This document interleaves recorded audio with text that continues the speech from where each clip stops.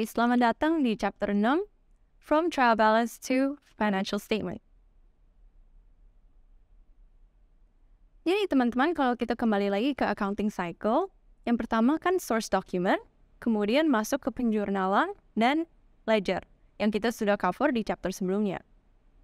Termasuk juga trial balance. Saat ini, kita akan memasuki ke bagian trial balance yang lebih dalam sama financial statement. Jadi kalau kita lihat di halaman ini, trial balance itu berfungsi sebagai list, ya. Jadi di mana semua saldo, semua balance dari semua ledger yang kita punya, itu di list down di dalam trial balance. Dan setiap balance itu dimunculkan antara di sisi debit atau di sisi kreditnya di trial balance tersebut. Nah, kalau misalnya ada ledger yang mungkin balance-nya kurang tepat atau lebih dari satu ledger yang mungkin ada kesalahan atau error, maka nanti trial balance-nya itu nggak akan seimbang atau nggak akan balance. Kalau itu terjadi, biasanya yang kita harus buat adalah yang namanya suspense account. Ini kita bisa bahas lebih lanjut di halaman berikutnya. Tetapi yang kita perlu pahami betul-betul di sini adalah di trial balance selalu ada debit dan kreditnya. Terus, semua ledger yang jatuh ke dalam kategori debit, yang seperti aset atau expense begitu ya, itu balance-nya akan muncul di sisi debit. Kemudian, kalau dia bersifat kredit seperti trade payable, income, dan seterusnya, akan muncul di kredit. Dan idealnya, kedua sisi ini harus balance dan angkanya harus sama. Nah, gimana kita bisa tes apakah double entry kita itu udah benar? Maka muncul trial balance. Jadi, prosesnya adalah setelah kita udah melakukan penjurnalan dan sudah masuk ke ledger, segala macam, kita akan mengkolek semua ledger yang kita punya, terus kita tutup dulu ledgernya, kita tutup alias kita tentuin dulu nih closing balance-nya berapa, terus dari situ kita akan ngepost ke dalam trial balance, sesuai dengan kolomnya masing-masing. Seperti itu. Nah, kenapa debit dan kredit harus imbang? Itulah efek dari sistem double entry. Jadi setiap kali kita mau mencatat dan menjurnalkan suatu transaksi, itu pasti ada efek debit dan kreditnya. Jadi kalau kita udah lakukan dengan benar, pasti debit dan kredit itu akan balance. Kalau misalnya ada yang nggak balance, berarti ada yang perlu diperbaiki karena telah terjadi kesalahan. Nah, di sini teman-teman bisa lihat ada beberapa jenis laporan keuangan. Di dalam chapter ini kita akan fokus kepada persiapan statement of profit and loss dan statement of financial position yang di format paling sederhana. Nanti di chapter yang lain-lain kita akan semakin mendalami dan kita akan memahami yang lebih detail bentuknya. Oke. Yang pertama adalah statement of profit or loss. Jadi kalau statement of profit or loss ini juga seringkali disebut sebagai income statement. Oke. Kalau kita sambungkan dari ledgers, untuk menyiapkan suatu statement of profit or loss, kita akan ambil dulu dari profit or loss ledger atau account. Apa yang di dalamnya? Yang pertama adalah income. Yang kedua adalah expense. Jadi segala account yang bisa kita klasifikasikan sebagai income, contohnya sales, ya yang paling mudah, itu kita masukkan. Kemudian kalau ada yang bisa kita klasifikasikan sebagai expense, seperti cost of goods sold atau cost of sales, itu juga kita akan masukkan. Di sini teman-teman bisa lihat suatu contoh paling simple bagaimana bentuknya statement of profit or loss untuk suatu sole trader. Sole trader ini bisa dianggap entrepreneur yang punya usaha kecil ya. Dan mungkin sole trader ini ingin menyiapkan suatu statement of profit or loss supaya mudah untuk dia mencatat, oke, berapa penjualan saya selama 1 tahun, berapa pengeluaran saya dalam 1 tahun, dan seterusnya. Intinya adalah statement of profit or loss itu digunakan untuk mencatat berapa income yang kita hasilkan dan berapa pengeluaran yang sudah terjadi selama satu periode. Ya. Dan perhatikan juga kata-kata seperti generated dan incurred. Ini juga kita bisa bilang income earned dan expenditure incurred. Untuk kedua ini kita akan bahas lebih lanjut di chapter yang terpisah, tapi ini sangat penting untuk diingat juga. Nah, kalau teman-teman lihat, ini sebagai contoh ilustrasi ya. Statement of profit or loss itu memiliki beberapa komponen. Yang pertama adalah revenue atau sales, kedua adalah cost of sales, di mana di dalam ini ada beberapa komponen lagi. Ada opening inventory,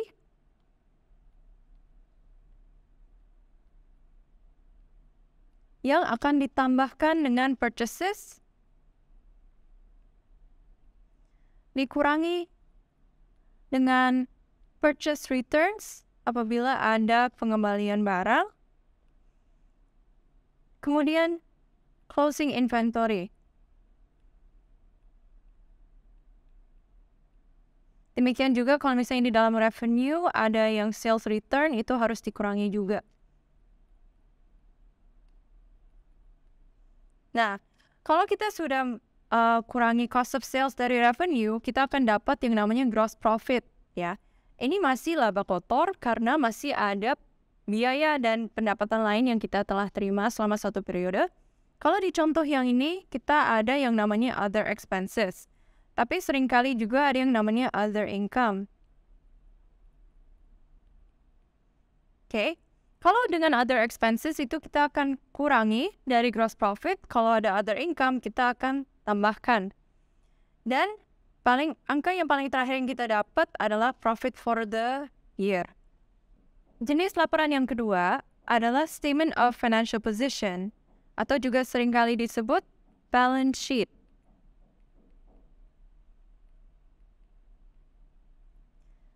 Nah, gunanya untuk apa sih?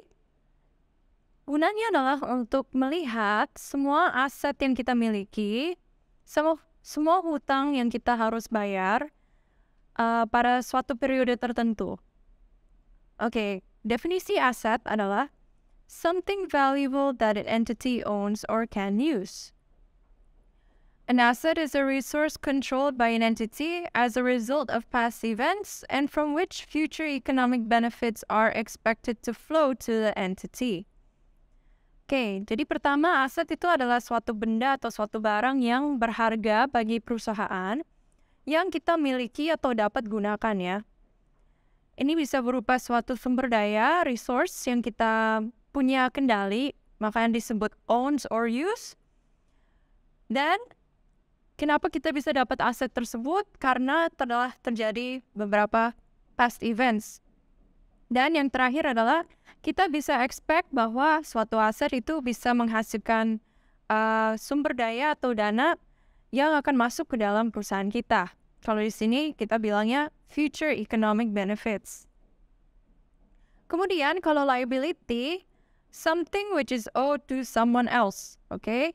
A liability is a present obligation to the entity arising from past events, the settlement of which is expected to result in an outflow from the entity of resources embody economic benefits. Jadi, ini adalah kebalikannya aset. Kalau liability itu berupa suatu hutang, di mana kita ada hutang kepada pihak lain, dan ini adalah obligasi yang saat ini. Dan ini juga terjadi karena ada past event. Dan yang paling terakhir, kita bisa expect bahwa ada dana yang akan keluar dari perusahaan untuk melunasi liability ini. Tetapi balance sheet itu nggak hanya menceritakan tentang aset dan liability. Ada juga bagian yang ketiga namanya equity. Equity ini atau juga sering disebut capital, ya. Ini adalah amount invested in a business by the owner as amounts that the business owes to the owner. Also, equity is the residual interest in the assets of the entity after deducting all its liabilities. Jadi kalau tadi kita juga sempat bahas tentang profit or loss ya, kalau kita ada profit setelah setahun berjalan nih kegiatan operasional kita bisa memutuskan untuk mengembalikan profit itu semua ke dalam perusahaan kita lagi. Itu nanti akan masuk ke dalam yang namanya equity ini. Dan itu akan menambahkan capital atau equity kita. Itu yang dimaksud oleh amount invested. Kalau misalnya kita adalah perusahaan terbuka yang menggunakan saham, kalau ada uang yang diinvestasikan melalui saham, itu juga akan dicerminkan melalui capital atau equity. Dan yang paling terakhir, equity itu juga disebut adalah sisaan. Setelah dari semua aset yang kita miliki, kita kurangi dengan liability yang kita punya, uang yang tersisa itu bisa dianggap equity kita. Begitu. Jadi, dalam arti lain, equity itu juga bisa dibilang net asset. Jadi ada beberapa term ya yang kita perlu ingat. Equity, capital, atau net asset itu semua sama. Di sini teman-teman bisa lihat suatu contoh statement of financial position yang sederhana. Kembali lagi ini untuk suatu sole trader. Di mana di bagian pertama adalah aset. Nah, sebenarnya kalau kita mau lihat lebih rinci ya, aset ini sama liability itu bisa dibagi oleh jangka waktunya. Jadi ada namanya long term atau non-current asset.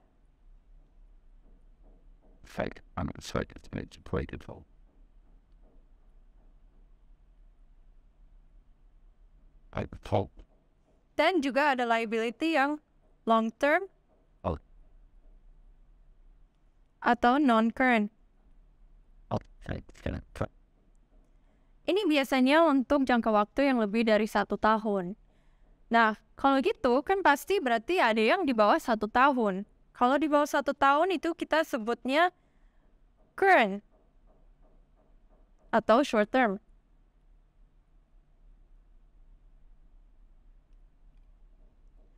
Jadi kalau kita mulai dari aset ya, di sini ada contoh plant and machinery, inventory, receivables, dan bank.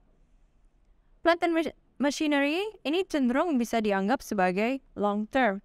Sedangkan inventory, receivables, dan bank itu adalah current. Kalau bank loan itu ada beberapa kondisi, tapi kadang bank loan itu bisa dianggap current, kadang bisa juga sebagai non-current, begitu. Sedangkan kalau payables itu seringkali current. Nah, kalau kita lihat, kenapa ada 2 kolom di sini? Karena yang kolom sisi kanan itu berupa angka total. Jadi kalau kita lihat ke plant and machinery, total nilainya selama periode 30 April 2007 itu nilainya $55.000. Kemudian segala aset yang bersifat current itu ada di sebelah kiri, kita jumlahkan dulu, terus kita dapat 7.000. Nah, maka total aset kita ini senilai 62.000.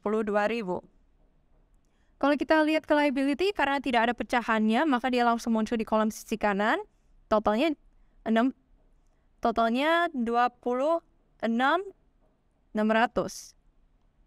Nah, apa nih yang di tengah-tengah? Yang di tengah-tengah adalah capital, atau yang juga tadi kita sudah bahas ya, equity. Kalau kita lihat di equity ini, ada balance brought forward. Balance brought forward ini adalah opening balance-nya. Jadi pada saat awal tahun kita punya modal ada berapa. Terus selama tahun berjalan kita telah menghasilkan laba ya, kita bikin profit. Nah, profit ini, angkanya itu nanti akan datang dari laporan keuangan yang satu lagi yang sebelumnya, yaitu profit or loss ya. Jadi laporan keuangan profit or loss ada kaitannya dengan statement of financial position melalui capital. Ini akan kita tambahkan ke opening balance untuk kita dapatkan balance carried forward. Balance carried forward ini juga bisa disebut closing balance. Jadi kalau kita baca dengan nominalnya ya, artinya, pada saat awal tahun kita punya modal awal itu $25.000. Terus selama tahun berjalan kita telah menghasilkan 10.400 dalam bentuk profit, maka closing balance-nya equity kita adalah $35.400. Sehingga kalau kita tambahkan capital dengan liabilities kita akan dapatkan yang namanya 62.000. Dan ini matching dan balance dengan aset kita.